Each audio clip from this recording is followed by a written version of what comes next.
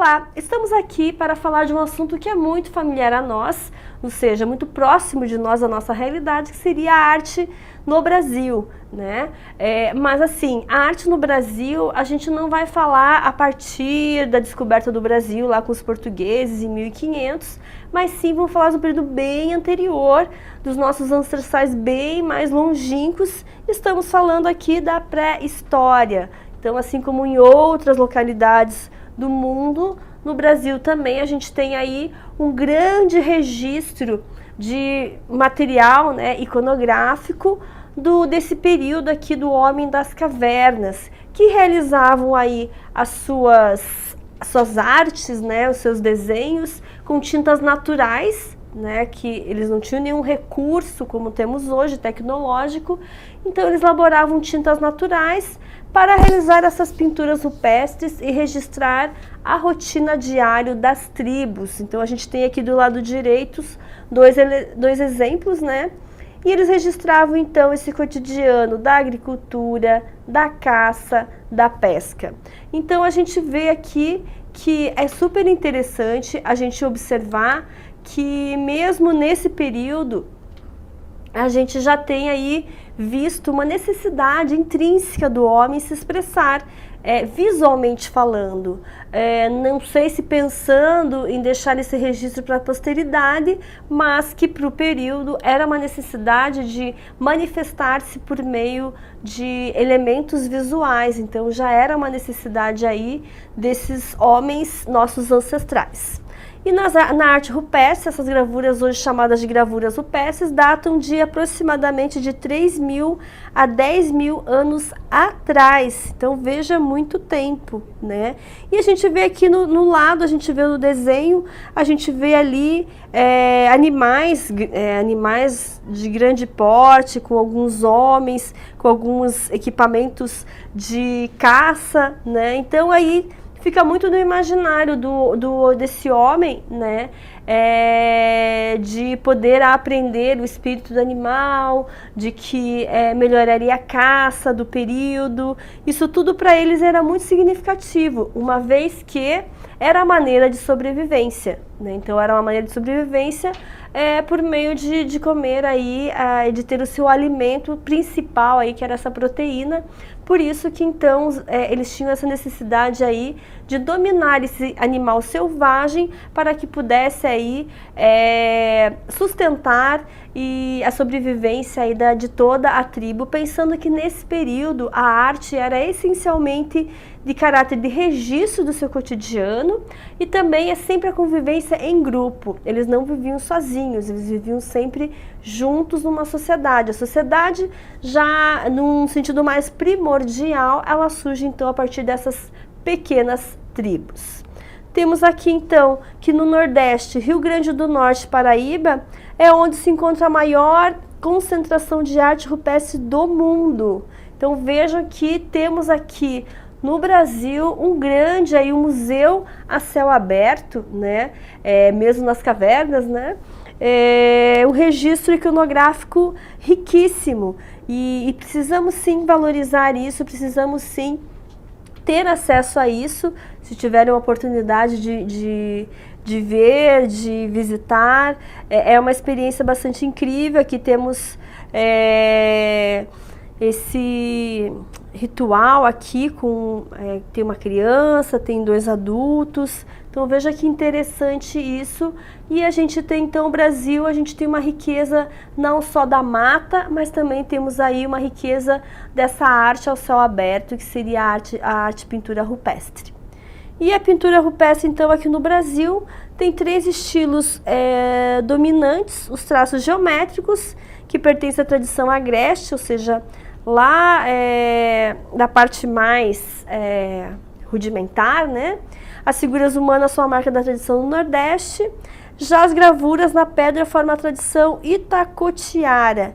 Então veja que mesmo na pintura rupestre, por mais que eles tinham ali, viviam em tribos, até com uma certa proximidade, porque se trata do Brasil, a gente vai ver que existe uma diferença iconográfica de meios, né, de meios artísticos, ou seja, tintas diferentes, maneira de retratar diferente, suporte diferenciado.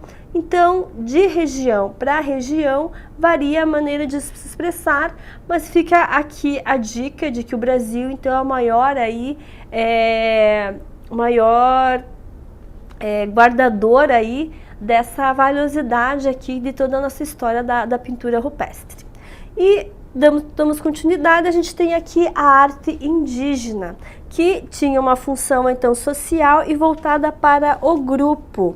Novamente aqui, então, a gente vê que, assim como na pintura rupestre, lá na arte rupestre, a arte era toda voltada para expressar as funções sociais do grupo, o seu cotidiano e sempre essa vida coletiva.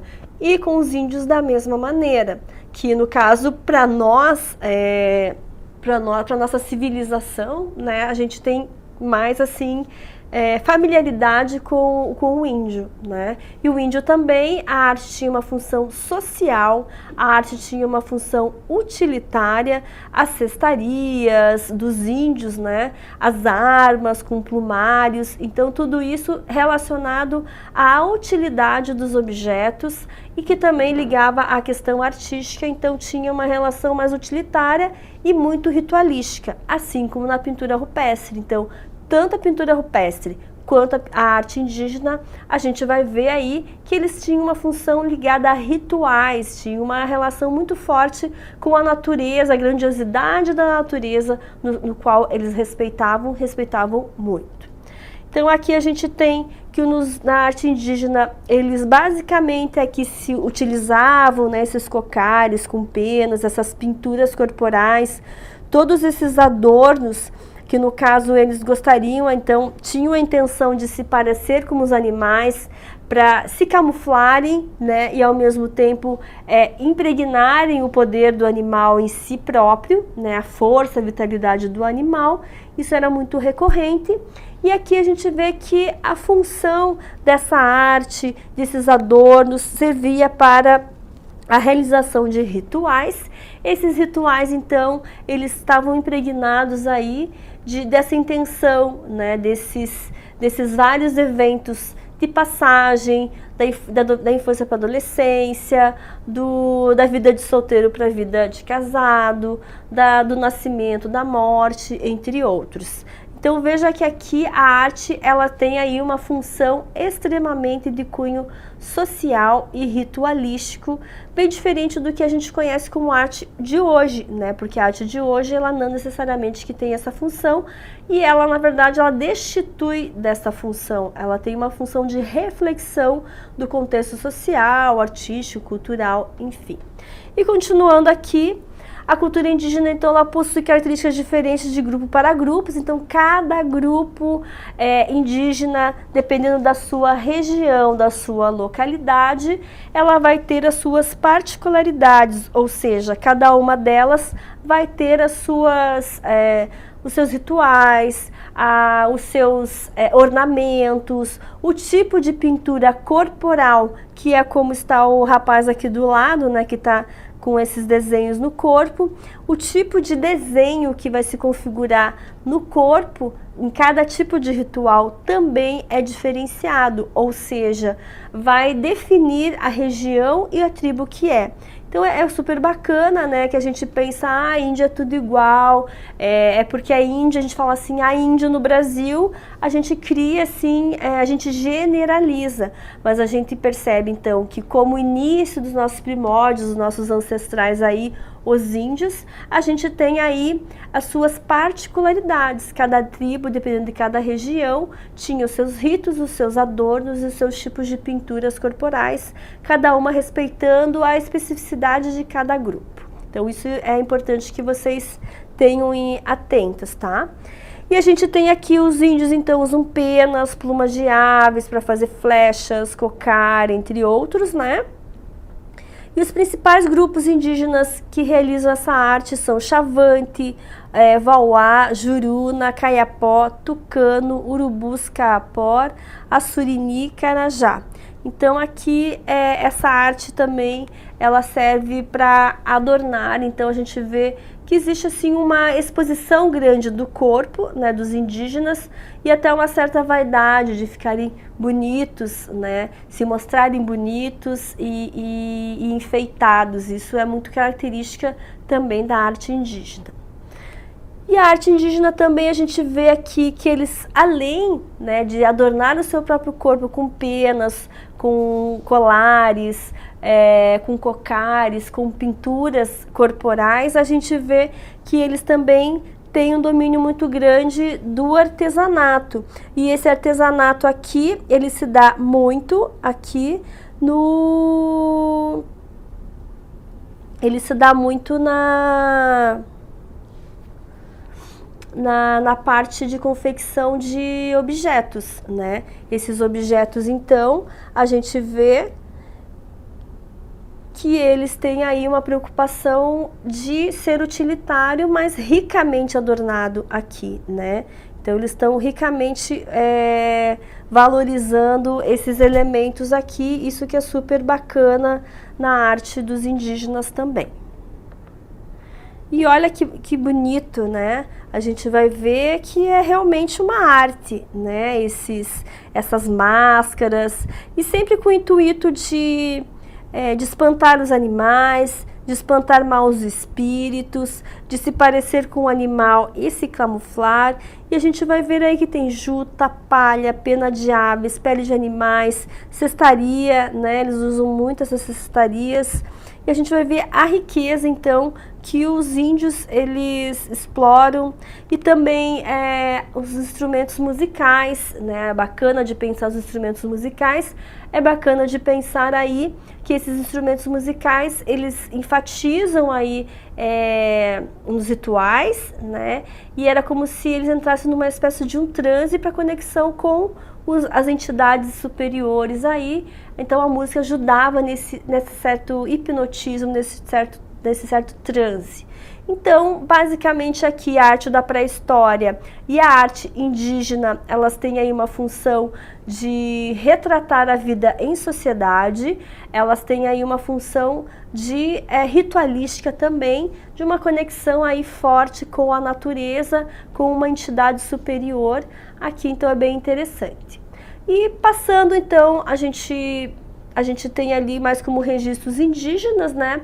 Mas nessa transição da arte indígena, claro que não é tão linear assim, mas depois da descoberta do Brasil pelos portugueses lá em 1500, então os professores de história vão ajudar vocês aí nesse relato aí mais específico, né? Mas a gente vai ter então aí, claro, né, com a invasão, com a inserção de uma nova cultura num país basicamente indígena, né, a gente vai ter um país, entre aspas, mais civilizado, que seriam os portugueses que vieram aqui para colonizar o Brasil. E a gente passa então por uma fase da arte, uma fase do Brasil que chama Brasil colonial, Brasil colonizado pelos portugueses. Nesse período do Brasil colonial, a gente vai ter sim uma influência da arte portuguesa, que ali a gente vai dizer que o barroco português não é bem aquele barroco que a gente conhece lá na história da arte, de Caravaggio, mas sim, tem influência ali do barroco e do rococó, que vai influenciar a Europa. A gente vai ter aí esses resquícios fortemente impregnados em nós, né? E a gente tem então aqui nesse barroco brasileiro bastante arquitetura, e a gente vai ter aqui muito a arte, essa arte mais da arquitetura, e muito da arte religiosa, da arte cristã, né? O Brasil vai passar por um período de catequização muito forte dos índios, enfim, pelos jesuítas, e a gente vai ver aí esse barroco se manifestando por meio de oficinas de arte, artesanato, realizado por mestres portugueses, que no caso se uniram aos imigrantes europeus, gerando então descendentes caboclos e mulatos. Então, os nossos artistas do período do Brasil colonial, eles eram descendentes desses mestres portugueses que vinham ensinar os ofícios das artes aqui, da arquitetura e das esculturas, dessa influência barroco e meio rococó também. E a gente vai ver que os nossos descendentes são caboclos e mulatos. E a gente tem aqui então o nosso maior representante desse período aqui da arte do barroco português, que é Aleijadinho. Então, Aleijadinho, ele é um artista brasileiro, nascido no Brasil, mas ele é fruto então dessa miscelânea de negros com negros escravos, com portugueses, com índios. Então, toda essa mistura, essa riqueza cultural aí, Aleijadinho é fruto dessa miscigenação, essencialmente brasileiro, e ele então se torna também um mestre aí na arte das esculturas, né, e mesmo sofrendo aí de algumas dificuldades e deficiências físicas, ele se supera e se torna realmente um ícone representante aí desse barroco rococó português, essencialmente em Minas Gerais. Minas Gerais é um estado de muita riqueza do ouro, então isso atraiu muito a atenção dos portugueses, e a exploração foi realmente relevante, né? Foi até muito explorado, e a gente vai ver que as igrejas, as construções arquitetônicas da época que têm influência do barroco português, elas também são ricamente adornadas com o ouro da época. Até algumas esculturas. E o interessante então aqui que o Aleijadinho, ele vai fazer parte todo esse contexto, né? E a obra dele, o trabalho dele basicamente se dava por pedra-sabão, que é um tipo de pedra que ela é bem resistente, né? Quase que lembra muito mármore, e madeira. Então ele fazia esculturas em madeira e depois elas eram pintadas, então ricamente pintadas, e ele ia ali contando e narrando um pouquinho da história do Brasil, um pouquinho da história da religião cristã. E a gente vai ver aqui, né, que a gente tem essa Santa Ceia. Se a gente for até lembrar um pouquinho lá da Santa Ceia de Leonardo da Vinci, que é feito em pintura bidimensional, aqui é super interessante, né? Porque o Aleijadinho, ele vai fazer uma Santa Ceia tridimensional, com os personagens mesmo concretos, né? Eles existem ali. Então, ricamente adornados os tecidos, as cores, os detalhes. Então, a gente vê que Aleijadinho tem essa influência, então, muito forte do barroco, esse barroco mineiro. Então, a gente tem aí uma influência significativa aí de Aleijadinho, que ele é considerado, então, o maior artista e arquiteto do período colonial brasileiro, né? E ele possui, então, obras arquitetônicas. Então, veja que interessante, ele, além de escultor, que é o que mais a gente conhece, né? Ele concebeu algumas obras arquitetônicas, como igrejas principalmente, né? Porque normalmente essas obras dele ficavam dentro das igrejas, retábulos, altares e outras peças de arte sacra em diversas cidades históricas do estado de Minas Gerais. Então, a arte essencialmente de Aleijadinho, a arte desse período, ela era essencialmente de origem religiosa, então isso é muito importante. E o trabalho do Aleijadinho, então, ele tinha uma força expressiva na escultura, em madeira e pedra-sabão, com temática de cunho religioso e é sustentada pela crença popular. Então, veja que forte essa obra. Ela cria uma narrativa, né, na junção desses vários personagens aqui, e a gente vê a figura central Cristo, né, com a cruz, Cristo com o corpo machucado, com sangue. Então a gente vê que é uma obra assim extremamente expressiva e carregada, impregnada de emotividade, de expressividade. A gente vê que é bem significativa aqui.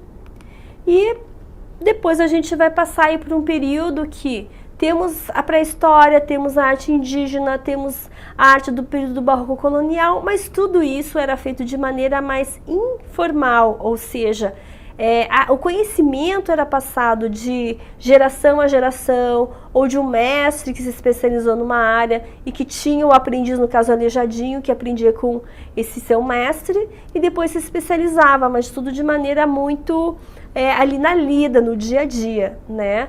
Mas em 1816, com a vinda de Dom João VI para o Brasil, a gente vai ver que ele traz uma comitiva importante lá da França, né? E na França havia acabado ali de acontecer ali a Revolução Francesa, a queda de Napoleão Bonaparte, um movimento super importante lá do período que foi o período neoclássico, e alguns artistas, Debré no caso, foi exilado, teve que pedir exílio para outro país e ele resolveu aceitar o convite do Dom João VI vindo com a missão artística francesa nesse mesmo período, e no qual ele impregnou então, junto com outros artistas que vieram e arquitetos, enfim, eles fundaram a Escola Imperial de Belas Artes aqui no Brasil, no Rio de Janeiro, e com estilo acadêmico, ou seja, agora existia uma formação acadêmica, erudita das artes no Brasil, com influência neoclássica, principalmente de Debré, que fez parte do neoclassicismo lá na França, junto com seu primo, que era o representante do neoclássico lá, que era o Davi. E a gente então tem aqui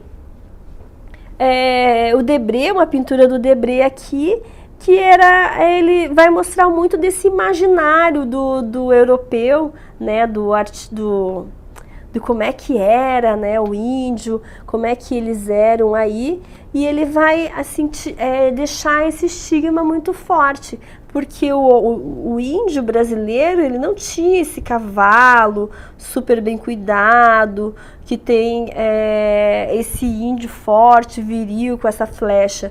Então, é interessante como o europeu tinha esse imaginário muito forte do que seria o índio da época, né?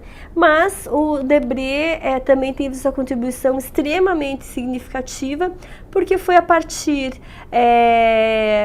da vinda dele aqui, que ele ficou em torno de 16 anos aqui no Brasil, a gente tem tem vários registros da vida cotidiana da corte, a gente tem registros dos escravos, de uma certa maneira ele mostrava um pouquinho do que os escravos sofriam com os seus senhores, né? Então que a vida deles não era fácil, ele tinha até um sentido mais crítico ali de retratar esse cotidiano, e ele também retratava os índios, enfim, ele tinha a construção assim do cenário do que era o Brasil da época.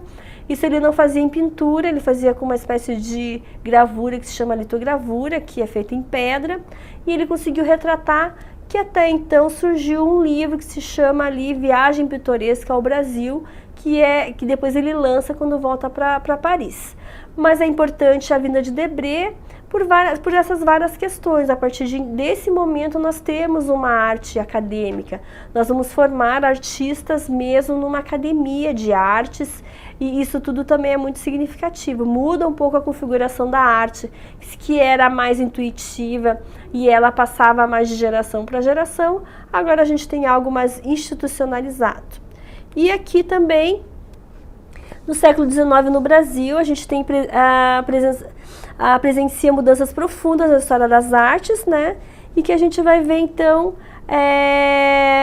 o Debré aqui, a pintura de Debré, mostrando um pouquinho também do nosso índio. Sempre lembrando que esse índio era para inglês ver, ou seja, era o índio idealizado. Sempre a visão que a gente tem ali do período do neoclássico, a gente vai ver essa idealização um pouco das figuras, principalmente a do índio.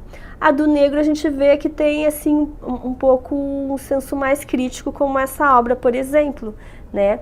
Então ele foi professor de pintura na Academia de Belas Artes, aquela que ele ajudou a fundar, e ele também retratava a vida cotidiana dos governantes dos escravos. Aqui a gente vai ver essa litogravura de Debré, que mostra claramente, né, pessoal? Aqui a gente vai ver essa diferença de classes, né?